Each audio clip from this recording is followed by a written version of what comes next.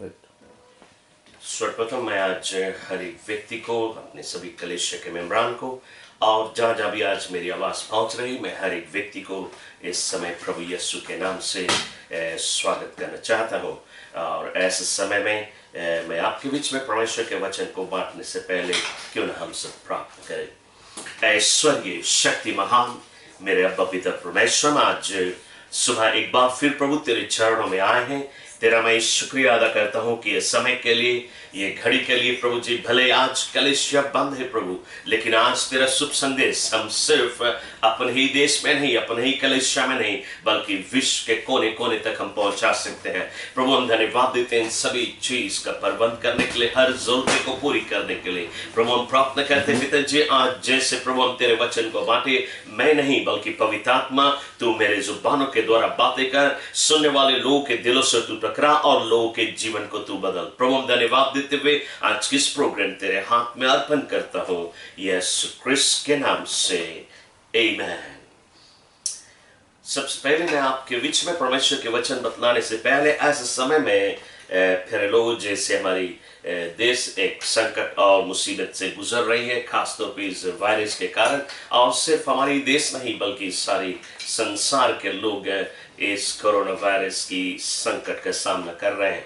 ऐसे समय में कलीसिया मैं आपको ये उत्साहित करना चाहूंगा कि आने वाली सोमवार से लेके और आने वाली रविवार तक, यानी 7 दिन या 1 हफ्ता के लिए हम सब अपने आप को नरम और दीन बनाते हुए फास्टिंग और प्रेयर के साथ में हम प्रार्थना करें, ताकि ये जो प्रकोप हमारे देश के ऊपर से हटाई जाए। सिर्फ हमारी देश नहीं बल्कि सारे संसार के ऊपर से इस प्रकोप को हटाई जाए। तो मैं चर्च के सभी मेंबरान को बतलाना चाहूँगा कि हम आपके पास जितना भी प्रेयर रिक्वेस्ट है आपके पास हम मैसेज के द्वारा बाद में भेजेंगे। आज ही कुछ घंटों बाद आपके पास हम ये सब प्रेयर रिक्वेस्ट को देंगे, ताकि हम सब मिलके प्रार्थना कर सके। ऐसे समय में मैं आपको बतलाना चाहूंगा, आज सारा संसार डरा हुआ है, हमारी भी देश में लोग डरे हुए, खासतौर ये सारी चीजें जो हो रही है और संसार में ये जो महामारी फैल रही, इन सभी चीजों के कारण आज लोगों का मन घबराया हुआ है और लोग मौत से डर रहे हैं। मैं आपको बतलाना चाहूंगा ऐसे समय में कि क्यों ये सारी महामारी, ये जो प्रकोप आज संसार भर में फैल रही है, क्यों? यदि हम बुक ऑफ इज़ेकियल के पुस्तक में देखें, चैप्टर 9 वर्स 4 से लेके वर्स 11 तक यदि हम पढ़ें, तो हमें यहाँ पे ये जो संकट आज हमारे बीच में छाया हुआ है, ऐसी प्रकार के संकट और पहले भी कई देशों में आई है। इस जगह पे इज़ेकियल ये प्रार्थना करता है। वर्स 8 हम पूरा सब कुछ नहीं पढ़ता है, सिर्फ इस वेस को आपके लिए पढ़ना चाहेंगे। वेस 8 में प्रॉफिट इज़ेकियल ये प्रार्थना करता है, O sovereign Lord, are you going to destroy the entire remnant of Israel. ना ये भविष्यवक्ता प्रार्थना करता है, क्या परमेश्वर तू सारे इज़राइल को नाश कर देगा?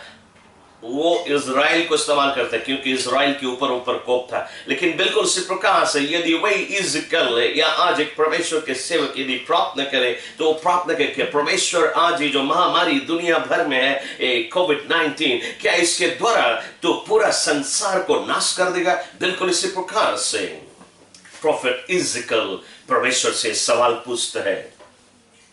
वर्स 9 में परमेश्वर जवाब देता है और ये आज आपकी जवाब है।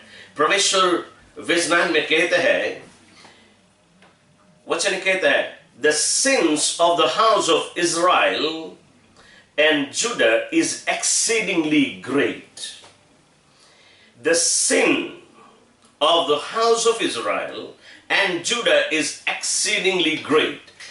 बिल्कुल उसी प्रकार से आज भी परमेश्वर कहते हैं कि आज पाप इस दुनिया में बहुतायत रूप से, जो हम सोच नहीं सकते, ऐसा पाप दुनिया में बढ़ गया है। And the land is full of bloodshed and the city is full of injustice. ना बाइबल में इस जगह पे परमेश्वर जवाब देता है, क्यों ये महामारी, क्यों यह प्रकोप है? यह मनुष्य के पाप बढ़ने के कारण है। एक्सीडिंगली ग्रेट, बहुतायक रूप से, महान रूप से ये पाप बढ़ चुकी है। इसी कारण, और ये जो मैदा है, वायलेंस है, रॉबरी है और इनजस्टिस, ये करप्शन, ये दुनिया में बढ़ जाने के कारण ही ये सारी प्रकोपें आती है। तो हम इसके ऊपर कैसे प्रबलता प्राप्त करें? कैसे हम क्या करें कि हम इसके ऊपर प्रबलता प्राप्त करें? सेकंड क्रॉनिकल्स की पुस्तक में 7:14 में बाइबल कहती है, If my people who are called by my name will humble themselves and seek my face and pray, I will hear their prayers from heaven, and I will answer their prayers, and I will heal their land. मेरे प्रजा के लोग जो मेरे कहलाते हैं, यदि वे नरम और दीन बन जाए और वे प्रार्थना करें, तो मैं स्वर्ग से उनकी दुआ को सुन लूंगा और उनके देश को मैं ज्यों के त्यों कर दूंगा। आज हमारे देश की हालत बिगड़ी हुई है, संसार में हर एक देश की हालत बिगड़ी हुई है, लेकिन बाइबल कहती है यदि हम और तुम नरम और दीन बन जाए, छोटा बन जाए, अपने गुनाह से पश्चाताप करें, अपने पापों से पश्चाताप करें, अपने देश के लोगों के गुनाह के लिए हम पश्चाताप करें, प्रभु से माफी मांगे, बाइबल कहती है वो हमारी देश को ज्यों के त्यों कर देगा, वो हमारी ऊपर अपनी करुणा बरसाएंगे। इसलिए चर्च आने वाली सप्ताह हम सप्ताह भर फास्टिंग और प्रेयर करेंगे अपने देश के लिए और दुनिया भर में हर एक देश के लिए जो इस संकट के सामना कर रहे हैं। वे लोग जो दिन भर उपास कर सकते हैं तो आप जरूर दिन भर उपास रह के प्रार्थना करें, और वे लोग जो शायद किसी कारणवश दिन भर नहीं उपास कर सकते हैं, आप हाफ डे भी प्रार्थना कर सकते हैं उपास के द्वारा। मैं आज सभी मसीह लोग को ये बतलाना चाहूंगा, परमेश्वर ने ऐसे संकट के समय में हर मसीह के लिए वादा दिए हैं। Psalms 91 verse 10 में बाइबल कहती है, No evil shall befall you, nor shall any plague come near your dwelling. कोई भी महामारी तेरे डेरे के निकट नहीं आएगा, कोई भी प्रकोप तेरे डेरे के निकट नहीं आएगा। आज चाहे कितना भी बड़ा प्रकोप दुनिया भर में जाए, संसार में जाए, लेकिन वे जो प्रभु पे भय करते हैं, वे जो ईमानदारी और सच्चाई से प्रभु के रास्ते पे चलते हैं, इस जगह पे ये वेज उनके लिए अप्लाई होता है जो असली मसीह है। आज बहुत सारे नकली मसीह भी है, नकली मसीह के लिए नहीं है यह वादा, लेकिन वे जो असली मसीह है। और यदि आज आप नकली मसीह, आज भी आप पश्चाताप करके अपने गुनाह की माफी मांग के भी असली मसीह बन सकते हैं। बाइबल हमें साम्स की पुस्तक में चैप्टर 91 वर्स 3 ये कहता है, परमेश्वर ये कहता है, Surely he will save you from the deadly Philistines. अवश्य हमारा परमेश्वर हमें और तुम्हें मौत के वादी से बचाने वाला परमेश्वर है। या फिलिस्तीयंस मतलब कि ये जो वायरस है, ये सारी चीजों से परमेश्वर हमें, ये महामारी से परमेश्वर हमारा बचाने वाला परमेश्वर है। लेकिन हम उस पर ईमान रखें, उस ऊपर भरोसा रखें। ये सारी प्रकोप परमेश्वर के जो सही लोग हैं, ईमानदारी से उसके सही के काम कर रहे हैं, ईमानदारी से उसके वचन के ऊपर चल रहे हैं, उनके ऊपर ये महामारी नहीं आएगी। इसलिए हमें और तुम्हें डरना नहीं है। संसार के लोग आज डरते हैं कि हाय हाय हम मर जाएंगे, हमारे ऊपर मौत आएगी। मैं आपको बतलाना चाहूंगा, बाइबल हमें यह भी कहती है, यदि तुम मौत के वादी में भी होके चलेगा, मैं तेरे साथ में चलूंगा। आज हमारे ऊपर मौत भी आए तो भी प्रभु हमारे साथ में रहता है, क्योंकि मौत पिछाड़ा गया है। मौत बलवान नहीं है, एक ही व्यक्ति ने पुकार उस मौत को पिछाड़ा है, और वो यीशु मसीह, जिसने मौत को पिछाड़ के कब्र के बंधन को फाड़ के वो जी उठा है। इसलिए बाइबल कहती है, जो कोई उस पर ईमान लाएगा वो मर भी जाए तो भी वो जिएगा। मैं आज आपको उत्साहित करना चाहूंगा, मौत हमारी ऊपर प्रबल नहीं हो सकती है, जबकि परमेश्वर हमारा रक्षा करने वाला है, हमारा ढाल है, हमारा शरणस्थान है, वो हमारा गढ़ है, और हमें उसके ऊपर ईमान रखना जरूरी है। मैं आज ऐसे समय में आपको याद दिलाना चाहूंगा, कुछ वर्षों पहले की बात, जब इंडोनेशिया में सुनामी आई थी और 230,000 लोग मारे गए थे इस सुनामी के चपेट में आके। उससे सिर्फ एक ही सप्ताह पहले इंडोनेशिया में 3 नौजवान क्रिश्चियन लड़की का गला काटते हुए लोगों ने उनके गला को लेके, कटा हुआ गला सारे इंडोनेशिया के शहर में स्ट्रीट में उन्हें घुमाए और ये ऐलान किए, इसी प्रकार हम मसीह लोग के कत्ल करेंगे जो मसीह लोग हैं। तो मैं आज आपको बतलाना चाहता हूं, इस घटना के एक ही सप्ताह के बीच में क्रिसमस के समय था और सभी चर्चेस में ये हलचल थी कि ये चेतावनी मिली है सभी क्रिश्चियन लोग को हत्या करने के लिए। तो ये सभी क्रिश्चियन लोग आपस में बातें किए, सभी चर्च एक ताई में आके एक दूसरे से बातें किए कि हम कैसे क्रिसमस सेलिब्रेट करेंगे, हमारा जान खतरा में है। और तब ये क्रिश्चियन लोग ने आपस में बातें किया कि जंगलों में पहाड़ों में जाके सेलिब्रेट करेंगे। और ऐसा ही हुआ, वे क्रिसमस से एक दिन पहले सभी क्रिश्चियन उस जंगलों में पहाड़ों में चले गए अपना क्रिसमस सेलिब्रेट करने के लिए। और क्रिसमस के दिन ये सुनामी आया और जितने लोग निचले इलाका में थे 230,000 लोग उसमें मारे गए। यानी कि परमेश्वर के लोगों के ऊपर वार करने के बाद में ये प्रकोप आया, परमेश्वर का क्रोध भड़का। आज भी मसीह लोग के ऊपर वार की जा रही है। मसीह एक ऐसे लोग हैं जिनको आज दुनिया भर में लोग सता रहे हैं। क्यों मसीह लोग वापस नहीं लड़ते हैं? क्यों? इसलिए मसीह लोग वापस लड़ेंगे नहीं, लोगों को मालूम है ये लोग नहीं लड़ेंगे। ये लोग क्या करेंगे? ये सिर्फ माफ करते हैं उनको, सताने वालों को, मेड्रा लोग को वे माफ करते हैं। तो आज इसका फायदा उठाते हुए लोग उनके ऊपर वार करते हैं, उन्हें मारते हैं, उनके गला को उड़ाते हैं, सिर्फ कि वे मसीह है। आज भी यीशु मसीह के नाम पे लोगों के अंदर में एक जलन है, एक कपट है।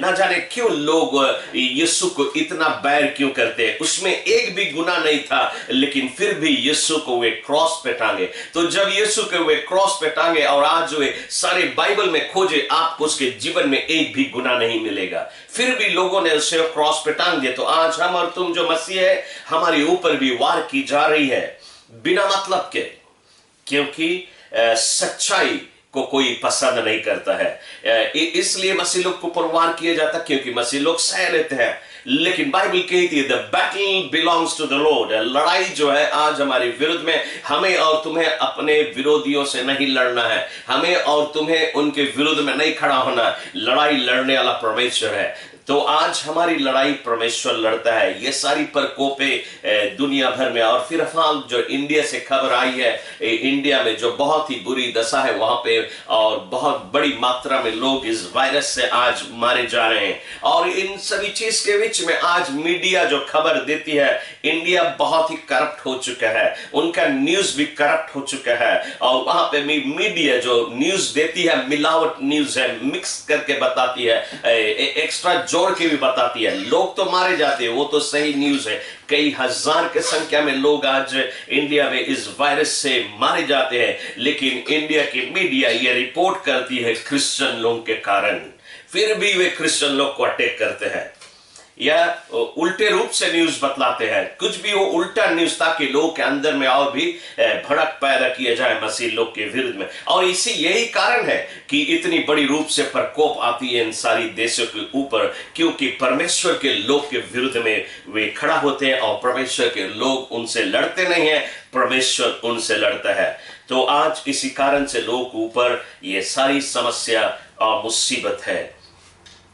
तो मैं आज आपको ये बतलाना चाहूंगा, मेरा वचन के शीर्षक ये है, रिपेंट एंड ओबे गॉड एंड लीव। आज संसार में मौत है, लोग मर रहे हैं और मौत से घबरा रहे हैं, लेकिन मेरा ये संदेश है आज आपके लिए, रिपेंट एंड ओबे गॉड एंड लीव।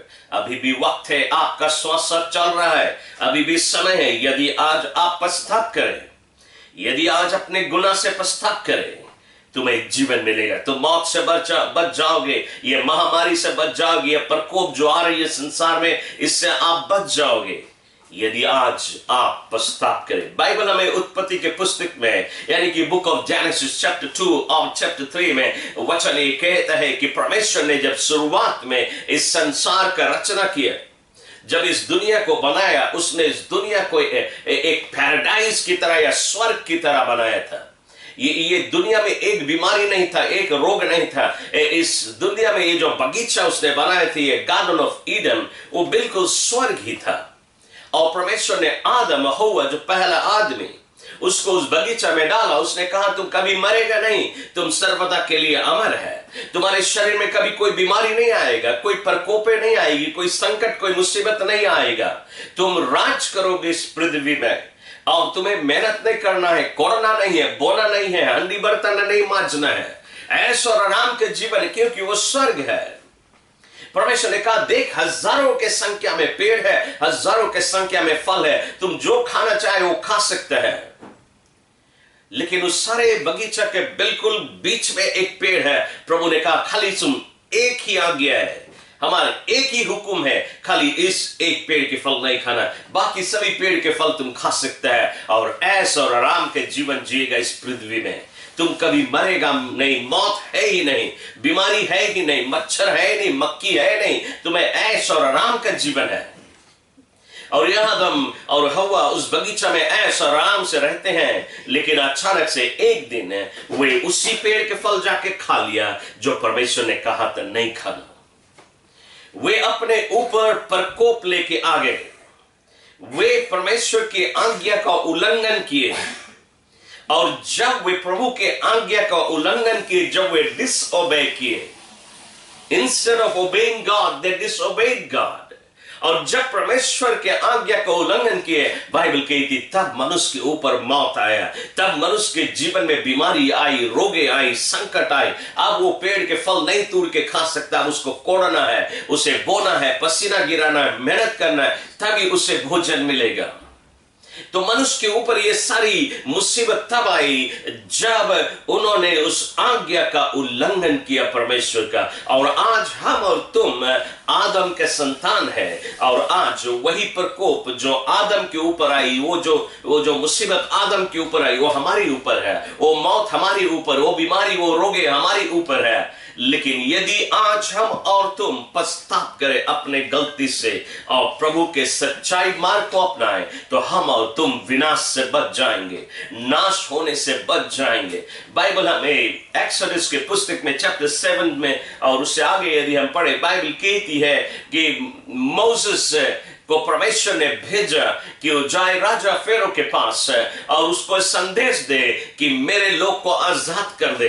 यानी कि परमेश्वर के लोग, इज़राइलिटीज लोग इजिप्ट में रहते हैं और इजिप्ट के राजा उनको अपना स्लेव बना के रखा हुआ है, उन्हें सता रहा है, उनको बहुत ही पीड़ा दे रहा है। और परमेश्वर ने अपने सेवक मोसेस को भेजा, और जब मोसेस आया राजा फेरो के पास, उसने राजा फेरो से कहा ये परमेश्वर का कहना है कि मेरे लोग को आजाद कर दे, उनको स्लेवरी में से उनको वापस जाने दे अपने देश से। और राजा फेरो कहता है मैं क्यों तुम्हारे परमेश्वर के बात सुनूं, मेरे पास तो अपना परमेश्वर है, मैं तुम्हारे परमेश्वर की बात क्यों सुनूं, उसकी आज्ञा क्यों पालन करूं।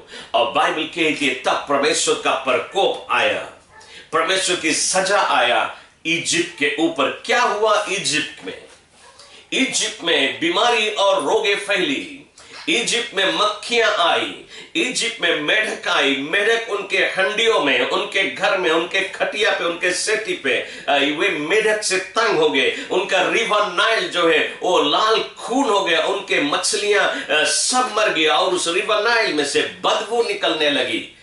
उनके ऊपर ये प्रकोप आया, उनके बगीचा में, उनके गार्डन में हेल बरसा, यानी कि ओले बरसे और उनका बगीचा नाश हो गया, उनके सारा वेजिटेशन नाश हो गया। और क्या हुआ? उनको फोड़े निकल आया, उनके शरीर में फोड़े निकल यानी बोइल निकल आया। और क्या हुआ? उनके पहलौता हर इजिप्टियन हाउस में एक एक व्यक्ति का मौत आया, हर पहला बेटा मारा गया, हर इजिप्टियन हाउस में रोने की पुकार। उसके बाद में क्या हुआ? बाइबल कहती है इजिप्टियन सेना, सारे सेना, पूरा मिलिट्री लाल समुद्र में डूब मरे। यह सारी प्रकोप आई। क्यों आया? क्यों आई? इसलिए कि वे परमेश्वर के आज्ञा को पालन करने से चूक गए। आज हमारे ऊपर प्रकोप क्यों है? यह मुसीबत क्यों है? यह वायरस क्यों है? लोग क्यों डर रहे हैं? आज क्यों ये मौत लोगों को सता रही है? लोगों के जीवन में घबराहट क्यों है? क्योंकि हम उसकी आज्ञा का उल्लंघन करते हैं, उसके आज्ञा का पालन नहीं करते, इसलिए आज हमारे ऊपर प्रकोप है। प्यारे लोगों, यदि हम आज लूका के पुस्तक में देखें, book of Luke chapter 17 verse 32 ये कहता है, यीशु मसीह ये कहते हैं, यीशु ये कहते हैं, remember Lutz wife, remember Lutz wife, याद कर लुत की पत्नी को। आज हमें तुम्हें लुत की पत्नी को याद करना है। यदि आप लुत इसकी कहानी को जाने, मैं इसकी पूरी कहानी नहीं बतलाऊंगा, मैं सिर्फ छोटा में आपको समझाने की कोशिश करूंगा क्यों यीशु ने कहा रिमेंबर लुत्स वाइफ। यदि इनकी कहानी को हम देखें, बाइबल हमें कहती है कि लुत, उसका परिवार अब्राहम के परिवार से जुड़ता है, वे परिवार के लोग हैं। उसका मतलब वे परमेश्वर को जानते हैं, वे प्रभु पे भय करते हैं। लुत, उसका परिवार, वे सोडम और गोमोरा में रहते हैं, और सोडम और गोमोरा में एक भी व्यक्ति धार्मिक नहीं है, सब के सब पापी है, सिर्फ लुत को छोड़ के, सिर्फ लुत को छोड़ के सब के सब पाप कर रहे हैं। तो परमेश्वर का क्रोध भड़का कि मैं सोडम और गोमोरा को नाश कर दूंगा। जैसे आज भी परमेश्वर का क्रोध भड़कता है कि आज कई लाखों हजारों लोग दुनिया में मर रहे प्रकोप से, क्यों? पाप के कारण। सोडम और गोमोरा में ऐसा ही पाप बढ़ गया था, और इतना अधिक पाप कि एक भी परमेश्वर का ढूंढने वाला नहीं, एक भी व्यक्ति परमेश्वर को खोजने वाला नहीं, और परमेश्वर का क्रोध भड़का, और परमेश्वर ने कहा मैं सोडम और गोमोरा के ऊपर आग बरसाऊंगा और उन्हें मैं नाश कर दूंगा, लेकिन मेरा एक धार्मिक व्यक्ति है, उसमें मैं उससे बचाऊंगा। और परमेश्वर ने अपने स्वर्गदूत को भेजा और उसने कहा कि जाए लुत और उसके परिवार को सोडम और गोमोरा से निकाल ले और उनको ले जाए पहाड़ी की ओर, ताकि मैं सोडम और गोमोरा में आग बरसा के उसे नाश कर सकूं। और बाइबल कहती जब स्वर्गदूत आया, लुत को, उसके परिवार को एक संदेश दिया कि तुम इस देश को छोड़ दे, उसे खाली कर दे, क्योंकि थोड़ी ही देर में परमेश्वर इसमें आग बरसाने वाला है और ये सोडम और गोमोरा नाश किया जाएगा। और वो स्वर्गदूत ने एक संदेश दिया, लुत, पत्नी और बच्चे, जब तुम सोडम और गोमोरा को छोड़ के निकले उस पहाड़ी की ओर, पीछे मुड़ के नहीं ताकना। एक ही आज्ञा है, तुम पीछे मुड़ के नहीं ताकना, तुम बढ़ते जाए आगे आगे। लुत, उसके पत्नी और उसके बच्चे निकले और वे भागने लगे, और स्वर्गदूत उनको लेके जा रहा है पहाड़ी की ओर। और जब वे उस पहाड़ी की ओर भाग रहे थे, जब इस बॉर्डर को वे क्रॉस किए, जब परमेश्वर उनकी इंतजार कर रहा था, जब इस बॉर्डर को क्रॉस किए, बाइबल कहती है परमेश्वर ने स्वर्ग से आग बरसाया, ब्रिमस्टोन, आग बरसा, जो ओले के तरह बरसा, अग्नि की ज्वाला बरसी स्वर्ग से, और सोडम और गोमोरा जलने लगा। वहां पे चिल्लाने और चीखने की आवाज हुई, और लोग चिल्लाने लगे जैसे बम बरस रहा है उनके ऊपर, और वे चिल्लाने और चीखने लगे, सभी ओर आग है। और जब चिल्लाहट की आवाज हुई, लुत, उसके बच्चे भाग रहे हैं पहाड़ी की ओर, लेकिन उसकी पत्नी ने सोचा लाओ थोड़ा से खाली गटई घुमा के देखी क्या हो रहा है सोडम और गोमोरा में। लुत ने नहीं गला हटाया, उसके बच्चों ने अपना गला नहीं घुमाया सोडम और गोमोरा के ओर, लेकिन उसकी पत्नी ने अपना गला घुमाया देखने के लिए। क्यों? बाइबल कहती है कि लुत के पत्नी जैसे उस आज्ञा का उल्लंघन किया, वो उसी जगह पे एक नमक का खंबा बन गई और वो मारी गई ना। क्यों ऐसा हुआ? क्यों लुत के पत्नी ने अपना गला उस ओर घुमाया, सोडम और गोमोरा की ओर? क्यों वो फिर देखना चाहती है? इसलिए क्योंकि ये तो क्रिश्चियन था, पूरा परिवार मसीह था, लेकिन एक मर गई, एक नहीं जा सकी उस पार। इसलिए क्योंकि लुत के पत्नी में थोड़ा वर्ल्डली चीज था, थोड़ा पाप था, थोड़ा बुरा एंटरटेनमेंट था, थोड़ा बुरी बुरी फिल्म देख ले, थोड़ा ये पाप कर ले, थोड़ा वो पाप कर ले, थोड़ा चर्च, थोड़ा प्रेयर, दोनों बगल मिक्सचर था उसमें, वर्ल्डली चीज का और संसारिक चीज का और पवित्रता का दोनों मिक्स था। इसलिए उसने फिर से घूम के ताका कि वो पाप का दुनिया है, सोडम और गोमोरा वो पाप का दुनिया है, और वो उस पाप की ओर ताकना चाह रही क्या हो रहा है। और उस पाप की ओर ताका और वो नमक के खंबा हो गए। बाइबल इसलिए कहती है रिमेंबर लुत्स वाइफ, क्योंकि हम और तुम, बाइबल कहती है, उन दिनों में रहते हैं जैसे सोडम और गोमोरा में पाप होता रहा, उन्हीं दिनों में आज हम और तुम रहते हैं। हमारे बीच में भी इसी प्रकार से पाप हो रही है और अचानक ही यीशु आएगा अपने लोगों को ले जाने के लिए, लेकिन जिसमें मिक्सचर होगा, थोड़ा चर्च, थोड़ा बाइबल, थोड़ा प्रेयर, थोड़ा वर्ल्डली चीज, थोड़ा पाप की चीज, थोड़ा पाप के एंटरटेनमेंट, दोनों चीज का जो मिक्सर होगा वो छूट जाएगा। इसलिए बाइबल चेतावनी कहती है, चेतावनी हमें देती है, रिमेंबर लुत्स वाइफ। हम उसको याद करें कि लुत की पत्नी ने ये गलती करके दोनों मिक्सचर अपने जीवन में रख के वो छूट गई, वो नाश हो गई। आज हम और तुम भी नकली मसीह नहीं बने। हम और तुम भी थोड़ा दुनिया के चीज, थोड़ा पाप की चीज, थोड़ा चर्च, थोड़ा प्रेयर, थोड़ा बाइबल स्टडी, सब चीज थोड़ा थोड़ा, ये सारी चीजें हम जब मिक्स करेंगे हम और तुम छूट जा सकते हैं जैसे लुत की पत्नी छूट गई। तो मैं आज आपको बतलाना चाहूंगा कि हम और तुम एक ऐसे दिन में रहते हैं, ये सोडम, बाइबल जैसे कहती है कि ये अंतिम दिन जो होगा यीशु के आने से पहले, वो ये संसार सोडम और गोमोरा की तरह हो जाएगा। और आज ये संसार सोडम और गोमोरा की तरह हो चुका है। इसलिए हम जानते हैं कि हमारा प्रभु का आना बहुत ही निकट है, तो हम लुत की पत्नी की तरह ना बने। मत्ती के पुस्तक में मैथ्यू चैप्टर 26 वर्स 69 से भी हम पढ़े। इस जगह पे बाइबल हमें कहती है कि यीशु ने पतरस से कहा, अपने चेला से वो कहता है कि आज तुम मुझे 3 बार इनकार करोगे। और पतरस कहता है ऐसा हो नहीं सकता, मैं तुम्हें कभी इनकार कर नहीं सकता, मैं तुम्हारे लिए जान देने के लिए तैयार हूं। यीशु कहता लेकिन कुछ भी हो, आज तुम मुझे 3 बार इनकार करेगा। पतरस बोलता नहीं सके, हम अब कभी करेगा ही नहीं। तब यीशु कहता है ओके पतरस, हम तो तुम्हें बतला ही दिए है, लेकिन तू हमें इनकार करता है और 3 बार तू मुझे इनकार करेगा, और आज मुर्गा बांग दे के तुम्हें याद दिलाएगा। मतलब कि मुर्गा तुम्हें बतलाएगा कि तुमने झूठ बोल दिया, तुमने मुझे इनकार कर दिया। पतरस कहता है ऐसा नहीं होएगा।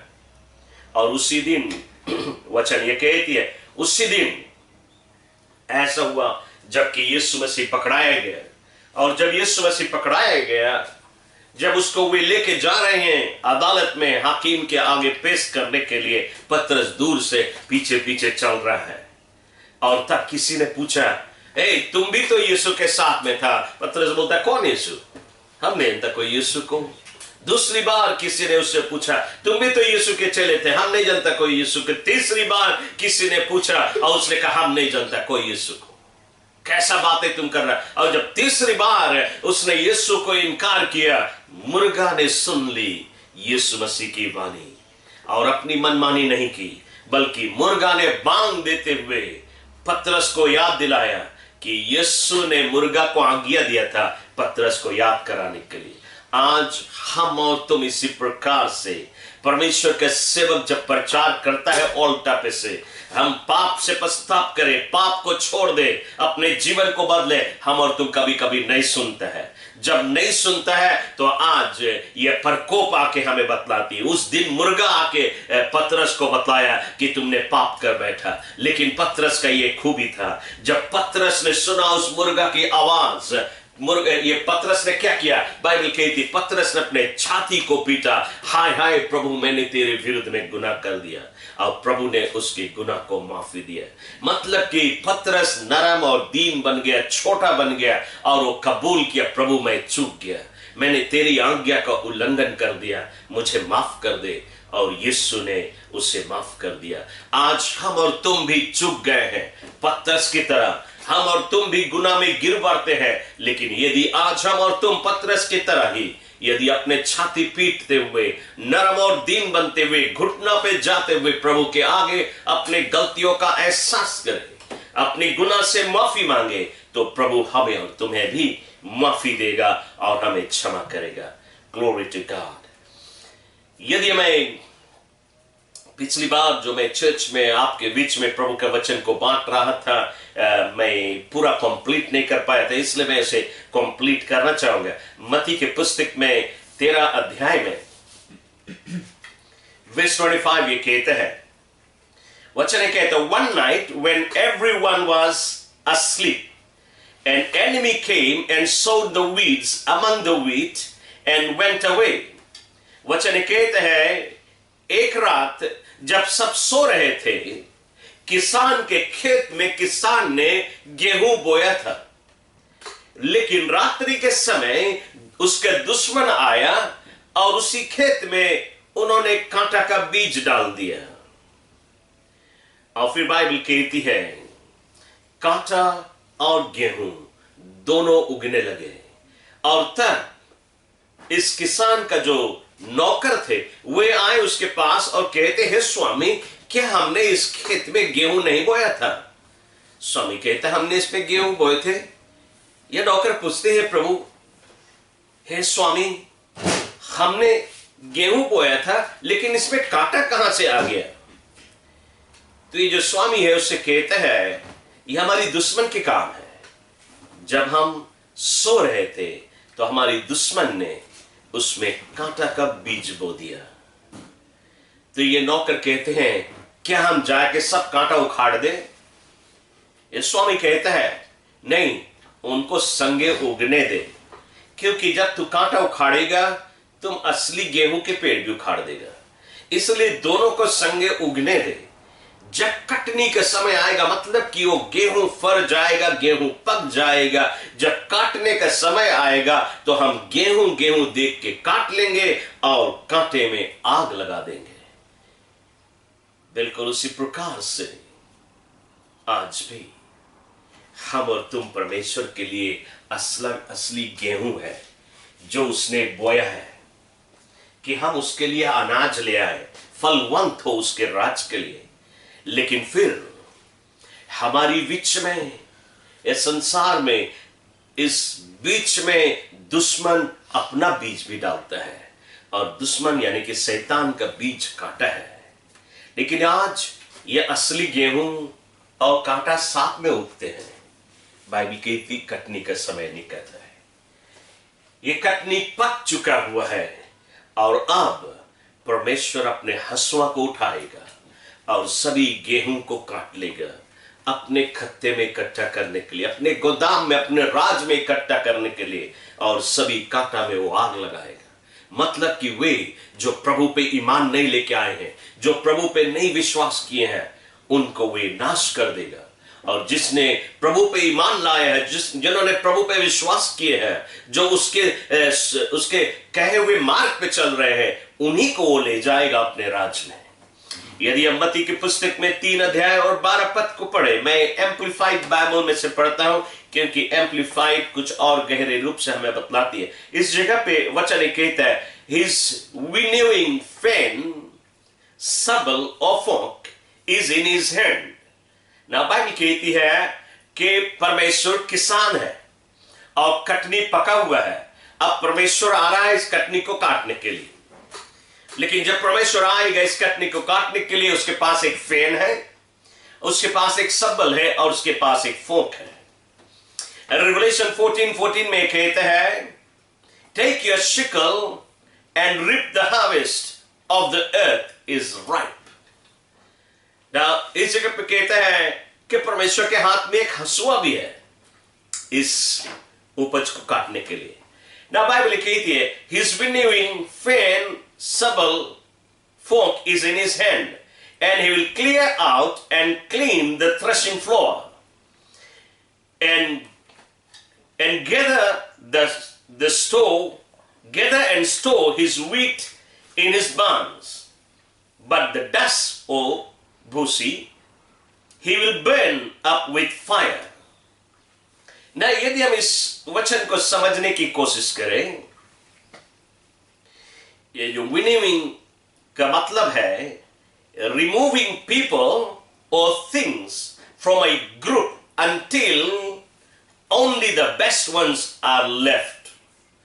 ये उस समय है जबकि परमेश्वर सबको अलग करेगा, गर्दा को अलग करेगा, असली गेहूं को अलग करेगा, वो जो अच्छा चीज है उसको अलग करेगा, एकदम बिल्कुल पूरी रीति से अलग करेगा। wheat in the kingdom of God, जो गेहूं है, असली गेहूं, उसको अपने खत्ते में इकट्ठा करेगा, अपने गोदाम में, अपने राज्य में लेके जाएगा। और वे कौन है? वे वो हैं जो प्रभु के आज्ञा को पालन करते हैं। Those who obey the word of God, वो असली गेहूं है जिसको परमेश्वर अपने खत्ते में इकट्ठा करेगा। और फिर क्या होगा? बाइबल कहती है एंड द डस्ट, जो गर्दा है, जो उस गेहूं का जो गर्दा है, जो डस्ट है, वो कौन है? वो हैं द डिसओबीडियंट, वे लोग जो प्रभु के आज्ञा का उल्लंघन करते हैं। ये लोग डस्ट के समान है, गर्दा के समान है। क्या करेगा? उनको वो आग में डाल देगा, या कि नरक के आग में डाल देगा, और वे जल के भस्म हो जाएंगे। लेकिन जब गेहूं को उसको जो ओसाया जाता है, यानी कि फेन, ओके, उन दिनों के फेन क्या होता था ओल्डन टाइम में, नए बच्चे लोग शायद नहीं समझे, बल्कि पुराने दिनों में या हमारी देश में थोड़ा गेहूं के बात करें तो लोग बहुत नहीं जाने, क्योंकि गेहूं की खेती नहीं होती है। थोड़ी देर के लिए हम ये धान की खेती को समझे। शायद आपने धान के फार्म को कहीं ना कहीं फीजी में देखा होगा, जगह जगह पे धान की खेती होती है अभी भी। तो ये जो धान का खेती होता है, जब कटनी पक जाती है, जब धान पक जाता है, तो वे उसको काटते हैं और उसको एक मशीन में डाली जाती है, चक्की में डाली जाती है और उसे पीसी जाती है। तो उसका जो भूसी है वो अलग होता है और जो चाउर है वो अलग होती है। तो ये जो किसान है, जो भूसी है, इसको वो पछोड़ता है, वो चाउर साथ में होती है, उसको पछोड़ता है, यानी कि वो हवा में फेंकता है और उसे रोकता है। तो जो डस्ट होती है उड़ के उधर जाती है और चाउर फिर गिर के वही में आती है। तो ये इसको कहते हैं सूप। उन में ये पीने वाली सूप नहीं है, लेकिन एक चीज है जो जिसको सूप कहते हैं, यानी कि एक ट्रे की तरह है। ओके, उस ट्रे में वो चाउर, पिसा हुआ चाउर को रखता है और उसको हवा में फेंकता है, वो चाउर वापस उस ट्रे में गिरती है, लेकिन जो डस्ट है वो उड़ जाती है। तो उसको असली चाउर को बटोरता है, अलग करता है, डस्ट को अलग करता है, और उस जो डस्ट है उसमें वो आग लगा देता है। लेकिन अब ये जो असली चाउर है, इस असली चाउर को उसके अपने गोदाम में इकट्ठा करना है। लेकिन अब ये किसान इस चाउर में कुछ ऐसा चाउर है जो धान को छोड़ा नहीं है, धान से चपका हुआ है। कुछ ऐसे थे जो छूट गए, उनमें आग लग गई। लेकिन कुछ चाउर के संगे है, लेकिन धान में चपका हुआ है, वो उससे बाहर नहीं निकले। तो क्या करता है? वो उसको बीनता है। चाउर बीनी जाती है पहले के टाइम में, अभी के टाइम में तो शॉर्टकट मारे हैं। तो ये पहले के टाइम में वे चाउर बीनते हैं। ये चाउर जब बीनते हैं तो क्या करते हैं? उसमें जो चाउर है जिसमें धान चपका हुआ है उसको अलग करते हैं, और खाली चाउर वे अलग करके और उसको परमेश्वर के गोदाम में या किसान अपने घर में रखता है। तो ये जो चपका हुआ है उसके भीतर चाउर है, लेकिन उसके ऊपर वो पिसा के निकला नहीं, वो चपके रहा, वो उसको भूसी को छोड़ नहीं सका, लेकिन चाउर है भीतर। ये किसान उसको भी फेंक देता है, उसमें भी वो आग लगा देता है।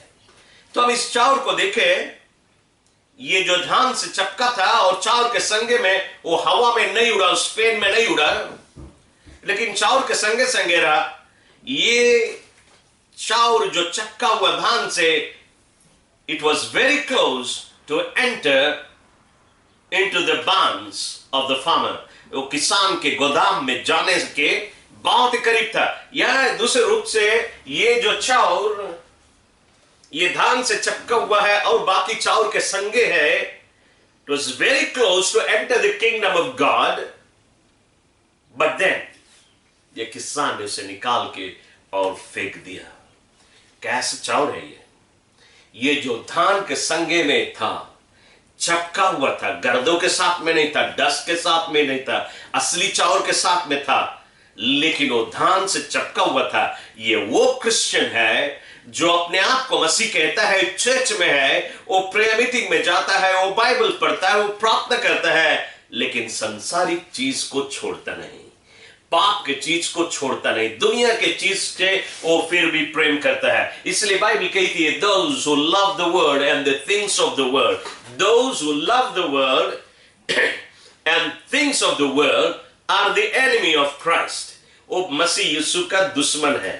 तो हमें और तुम्हें परमेश्वर ये चाहते हैं कि हम संसार की जो चीजें हैं, संसार की जो पापे हैं, संसार की जो अभिलाषा है, उससे बिल्कुल अलग हो जाए और हम ओबीडियंट चाइल्ड ऑफ गॉड बने, परमेश्वर के मार्ग में चलने वाले बच्चे बने।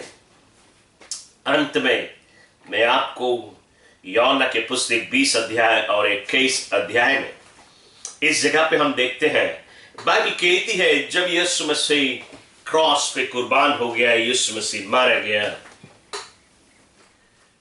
तब चेले लोग का दिल टूट गया। उसमें से एक चेला कहता है, पतरस कहता है, मैं जा रहा हूं मछली मारने के लिए, क्योंकि उसका दिल टूट गया है। 3 साल से यीशु के पीछे चलता रहा, अगोरता रहा कि अब ये राजा बन जाएगा और मैं उसके राजमहल में उसके साथ में रहूंगा, लेकिन उसने देखा यीशु क्रॉस पे मारा गया, इसका दिल टूट गया और वो कहता है मैं जा रहा हूं मछली मारने के लिए। दूसरे रूप से कह रहा है मैं जाता बैकस्लाइड होने के लिए, क्योंकि दिल टूट गया है, पीछे हटने की। क्या कर रहा है? वहीं जा रहा है जहां से आया है, वही मछली की दुनिया में से वो आया था, लेकिन वो कहता मैं वहीं लौट के जा रहा हूं। बाकी चेला कहते हैं हम भी चलेंगे तुम्हारे साथ में, लेकिन यीशु ने इन चेलों को क्या बतलाया था? यीशु ने उनको पहले ही बताया था तुम जाए संसार में मेरे विषय में प्रचार कर, मेरे गॉस्पेल प्रचार कर, जा सारे संसार में मेरी प्रेम की कथा सुना। लेकिन पतरस कहता है मैं जा रहा हूं मछली मारने के लिए, बाकी चेले कहते हैं हम भी जाएंगे मछली मारने के लिए, और सब के सब यीशु के चेले चले गए मछली मारने के लिए। और बाइबल कहती है सारी रात वे मछली मारे, लेकिन उनको एक भी मछली ना मिला, एक छोटा सा सार्डिन भी नहीं मिला। कभी ऐसा नहीं होता है कोई मछुआ जाए मछली मारने के लिए और उसको एक को मछली नहीं मिले, कभी ऐसा होता ही नहीं है। चाहे कितना भी खराब मौसम हो, कुछ ना कुछ मछली तो मिलता है, लेकिन इनको एक भी मछली नहीं मिला। क्यों नहीं मिला? इसलिए वे परमेश्वर की आज्ञा का उल्लंघन कर रहे थे। परमेश्वर ने कहा कि तुम जा मेरे वचन को प्रचार कर, लेकिन ये गए मछली मारने के लिए, इसलिए सारी रात वे मछली मारे और उनको एक भी आशीष नहीं मिला। मैं आज आपको बताना चाहता हूं यदि हम और तुम परमेश्वर को डिसओबे करेगा, हमें एक भी आशीष नहीं मिलेगा।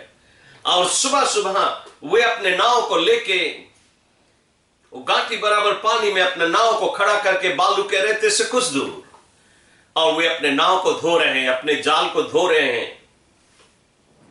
और जब वे मछली मारने के लिए गए, यीशु मसीह कहां था? यीशु क्रॉस पे मरने के बाद में कब्र को पिछाड़ के मौत के ऊपर विजेता को प्राप्त करते जी उठा था, और अब वो बालू के रेते पे खड़ा अपने बच्चों के इंतजार कर रहा है, कब हमारे बच्चे वापस लौट के आएंगे मेरे पास।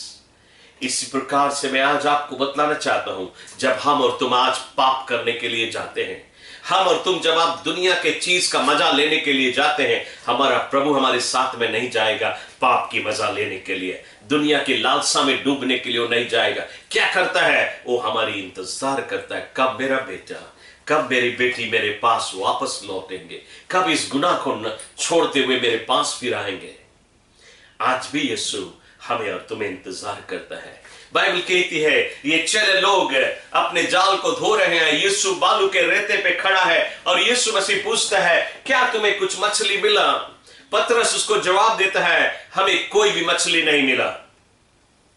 पतरस ने नहीं पहचाना, कोई चेला ने नहीं पहचाना कि वो कौन है जो पूछता है क्या तुम्हें मछली मिला, क्योंकि ये सोचते हैं आदमी मछली खरीदना चाहता है, इसलिए वो कहता है क्या तुम्हें कुछ मछली मिला, वो खरीदे मांगे, क्योंकि उस बालू के रेते पे लोग आते थे मछली खरीदने के लिए। तो ये कहते हैं हमें कुछ भी मछली नहीं मिला, और यीशु उनसे कहता है अपने जाल को दाहिने ओर डाल दे और तुम्हें कुछ मछली मिलेगा। ना इस जगह पे पतरस सकता ना बोले तुम कौन हमें बताए वाला, हम तो एक्सपीरियंस फिशरमैन है, हमारा बप्पा मछुआता, बप्पा के मछुआता, बप्पा के बप्पा मछुआता, सब मछुआता मछुए घराना से आते हैं। हमें मछली मारना अच्छी तरह से आता है। मुझे मालूम कहां मछली मिलती कहां नहीं, ये घाटी बराबर पानी में कहां मछली मिलेगा। उस तरह कंप्लेन कर, तुम कौन हमें बताए वाला, क्योंकि उसे मालूम नहीं कि वो यीशु मसीह है।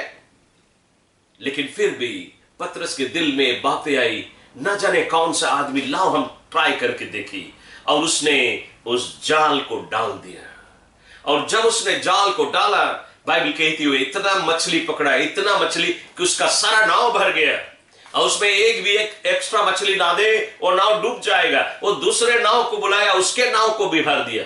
एक ही जाल में 2 नाव में भर दिए, इतने सारे मछली, इतना सारा आशीष। लेकिन कब आया? जब उसने यीशु की आज्ञा का पालन किया, जब उसने सुना यीशु ने क्या क्या कहा और वो किया, उसने आशीष प्राप्त की। इसलिए आज हम और तुम के लिए जी आशीष जो है, ये सिर्फ खुदा के कलाम को पालन करने से होती है। यानी कि परमेश्वर के वचन के पालन करने से ही हमारे जीवन में आशीष आती है। उसके आज्ञा का उल्लंघन करने से हमारे जीवन में कंगाली आएगी और मौत भी आएगी, और हम और तुम विनाश को चले जाएंगे। दुनिया के प्रकोप आएगी, मुसीबत आएगी, ये वायरस से आएंगे और हमारे जीवन में डर सताएगी, कहीं ये नहीं पकड़ ले, कहीं हम मारे नहीं जाए, ये कर ले वो कर ले, ये सारी चिंता हमारे जीवन में बनी रहेगी। लेकिन यदि हम उसकी आज्ञा को पालन करें, हमें किसी बात के डर नहीं, कोई भी प्रकोप हमारे ऊपर आ नहीं सकता, कोई मौत हमें पिछाड़ नहीं सकता, क्योंकि मौत स्वयं पिछाड़ा गया है। इसलिए कि हम प्रभु के आज्ञा का पालन करें तो हम आशीष के वारिस हो सकते हैं। तो मैं विश्वास करता हूं कि ये वचन आज हर एक सुनने वाले लोग के लिए दिलों से टकराए, आपके जीवन को बदले। और मेरी यही दुआ है, संसार के लोग आज अपने पापों से पछताव कर, ये पाप ही के कारण ये प्रकोप दुनिया में आ रही है। मैं आज आपको बताना चाहता हूं, यदि हम सब पूरे संसार के लोग नरम और दीन बन जाए, अपने गुनाह से पछताव करें, अपने जीवन को परमेश्वर के साथ में ठीक कर ले, आज से सारे पाप को छोड़ के पवित्र रास्ता को अपना ले, तो ये सारी पाप संसार से हट जाएगी। तो मैं विश्वास करता हूं कि आप प्रभु के वचन के ऊपर गौर करेगा। आइए हम सब प्रार्थना करें।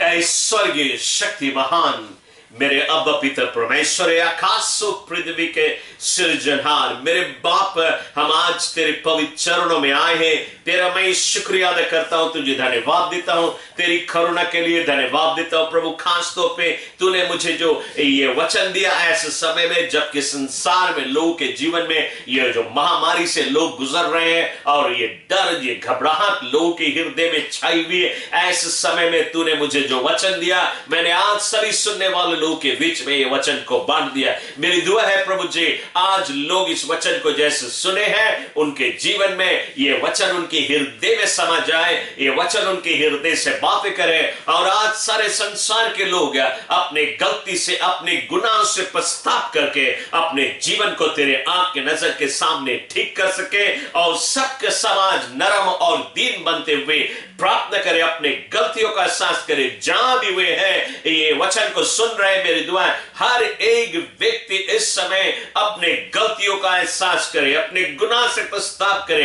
आज हर एक की अंदरी आत्मा स्वयं गवाही दे रहा है, मेरे जीवन में क्या गड़बड़ी है। आज हर एक व्यक्ति अपने गलतियों का एहसास करते हुए रिपेंट करे, अपने सारे पापों को त्यागते हुए, उन्हें छोड़ते हुए परमेश्वर के पवित्र मार्ग को अपनाए, और आज से सारे संसार के लोग परमेश्वर के आज्ञाकारी बन जाए, उसके हुक्म को माने, उसका कहना माने, उसको पालन करे, ताकि संसार में, सारे जगत में उजियाला हो और आशीष आए और हरियाली और खुशहाली आए और जीवन आए, और ये मौत के सारी शक्तियां संसार से नाश हो, ये वायरस की ताकतें नाश हो, ये वायरस की ताकत खत्म हो, और संसार में प्रभु जी तेरी शांति आए। मेरे बाप, मैं हर एक के लिए, हर एक के जगह लेते हुए, जिन्होंने, जितने लोग आज मेरी ये प्रोग्राम में शामिल हुए, उनके जगह लेते हुए उनके गलतियों से मैं पछताव करता हूं, मांगता हूं प्रभु आज तू अपनी करुणा के अनुसार हर एक की गुनाह की माफी दे दे।